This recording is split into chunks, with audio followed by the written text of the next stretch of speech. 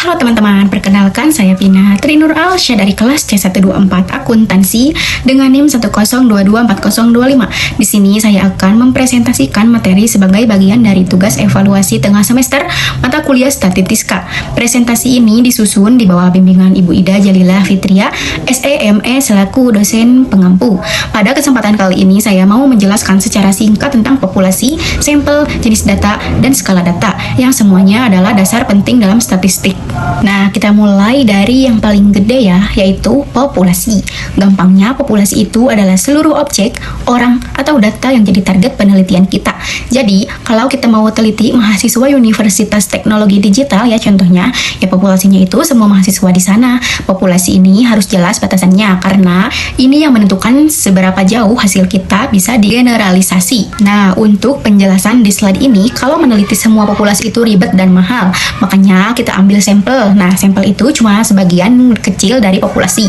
Tujuannya biar apa? Nah, tujuannya biar penelitian lebih cepat, murah, dan efisien. Tapi ingat, sampel harus bisa mewakili populasinya. Kalau sampelnya nggak representatif, hasil kita bisa ngaco loh. Nah, teman-teman pasti bingung kan dengan gambar ini? Nah, aku mau sedikit menjelaskan dari perbedaan dua gambar tersebut dan perbedaan dari populasi dan sampel. Jadi lingkaran besar di kiri itu populasi ya, yaitu semua orang atau seluruh objek yang mau kita teliti. Contohnya semua mahasiswa kampus atau semua warga satu desa. Karena jumlah populasi biasanya besar, kita nggak mungkin meneliti semuanya ya kan? Nah, makanya kita ambil sampel. Nah, sampel yaitu sebagian kecil dari populasi, seperti yang ditunjukkan lingkaran kecil di kanan. Sampel ini harus mewakili populasi supaya hasil penelitian dari sampel bisa menggambarkan kondisi populasi secara keseluruhan. Contohnya, kalau mau tahu tingkat stres mahasiswa angkatan 2024 ini, kita nggak survei 500 orang, kita cukup ambil 50 orang sebagai sampel dan hasilnya bisa mewakili seluruh angkatan. Jadi, intinya populasi itu keseluruhan dan sampel itu sebagian yang mewakili populasi. Teman-teman pasti bertanya-tanya kan, gimana sih cara milih sampel yang benar itu? Nah, sekarang aku mau ngasih tahu ya. Nah, kita pakai teknik sampling. Yang paling fair itu random sampling atau acak. Semua punya peluang sama.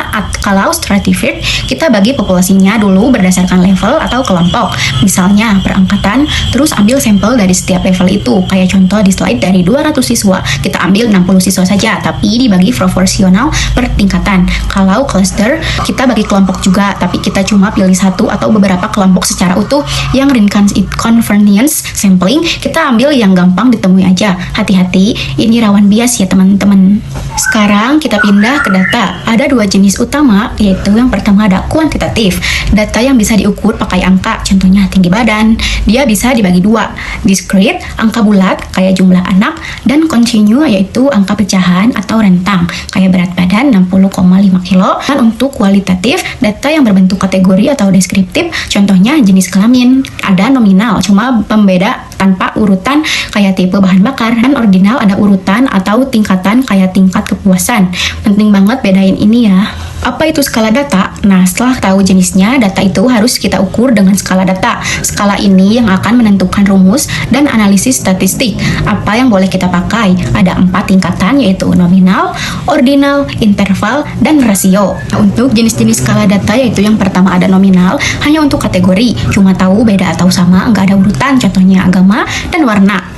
Yang kedua ada ordinal, yaitu ada urutan, ada ranking, tapi jarak antar rankingnya nggak jelas, contoh ranking kelas, level pedas. Dan yang ketiga ada interval, datanya angka, ada jarak yang sama antar nilai, tapi tidak punya 0 absolut, 0 derajat Celcius, bukan berarti nggak ada suhu. Terakhir yaitu ada rasio, datanya angka, ada jarak yang sama, dan yang paling penting punya 0 absolut, 0 berarti tidak ada. Ini yang paling lengkap, contoh berat badan atau pendapatan. Nah, untuk di slide ini perbandingan interval dan rasio. Intinya bedanya cuma di 0 absolut. Di skala rasio kita boleh bilang pendapatan A 2 kali lebih besar dari pendapatan B. Kalau di interval kita nggak bisa bilang suhu 20 derajat Celcius 2 kali lebih panas dari 10 derajat Celcius. Ingat, nolnya rasio itu mutlak, nolnya interval itu cuma titik.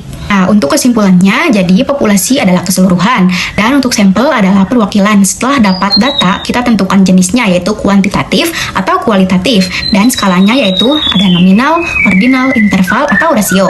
Kuasai konsep ini ya, dan penelitian statistik kalian pasti jadi lebih akurat loh. Mungkin itu saja pemaparan materi yang bisa saya sampaikan, kurang lebihnya mohon maaf. Terima kasih, see you.